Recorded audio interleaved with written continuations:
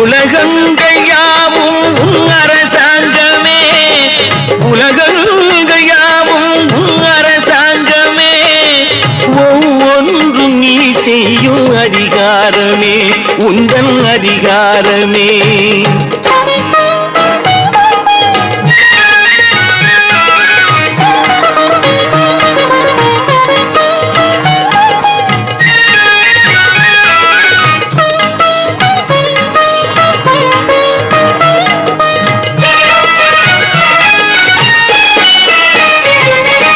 மனம் உள்ளவர் குணம் உள்ளவர் மனதுக்கு சுக வேண்டும், தனம் உள்ளவர் அதில் பாதியை பிறருக்கு தர வேண்டும்.